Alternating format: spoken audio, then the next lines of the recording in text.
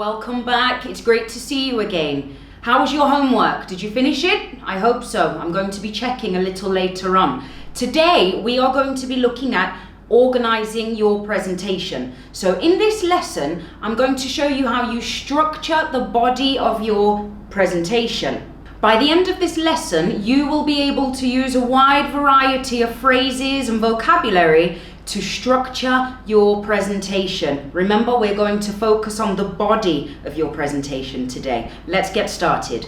Now, in your presentation, you are going to have some key points, and then you are going to have the supporting detail. Try to keep this to maybe 3 key points. For each key point, then there will be supporting details, 1, 2, 3. So, 1 key point, detail, detail, detail, 1 key point, detail, detail, detail. Do not put too much into your presentations because your audience, they won't listen. They will lose concentration. You don't want that, so don't let them snooze. Now, 3 key points should take around 10 to 15 minutes. 6 key points will take around 30 minutes, and 8 key points will take around 45 minutes. Think about this when you are preparing the body of your presentation. In the last lesson, we looked at some nice phrases you can use to introduce yourself and set out the structure of your presentation. Now we want to start talking about the topics. So let's take a look at some phrases that you can use to do that.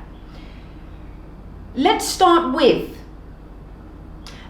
by looking at, to begin, I'd like to share with you, I'd like to start with, so what is CPC advertising? That's a nice question. You're going to capture the attention. Let's start at the very beginning. Many people ask, without further ado, let's get started. I'd like to start by talking about, let's kick things off. You're going to have to move on to the next topic really smoothly. So let's have a look at some transitional phrases you can use to do that. This leads to my next point, and then you're going to say the next point. Now, let's take a look at, now I'd like to move on to, now I'd like to turn to,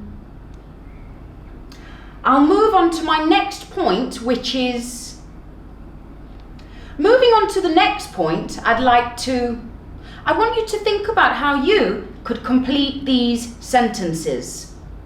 You may also say, quite simply, next up, chance English. Part 2, chance English. Once you finish talking about a topic, you need to make a smooth transition onto the next topic. So let's have a look at some transitional phrases that are going to help you do that.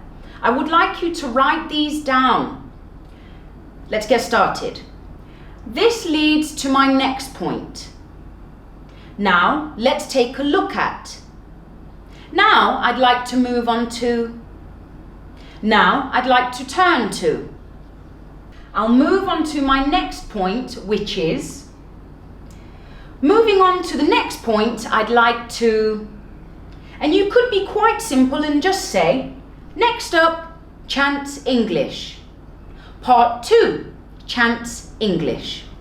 At some points in your presentation, you're going to have to refer back to information. So let's have a look at some phrases you can use. Write these down. I do want you to practice using them. So you could say, as I mentioned earlier, as I mentioned in the introduction.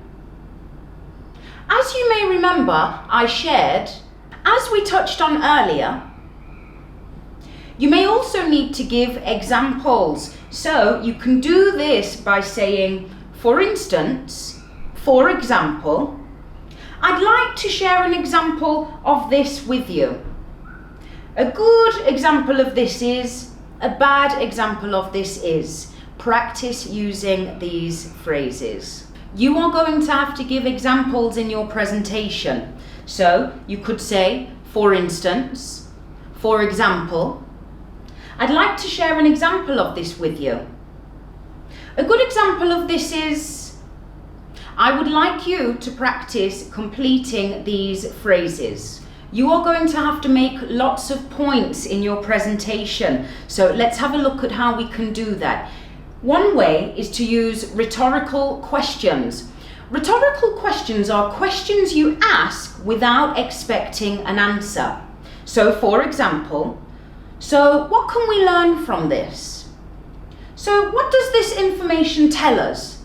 Questions like these are going to get your audience thinking. This is good because remember, you are going to capture their attention again.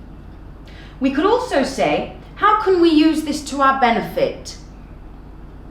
How can we solve this?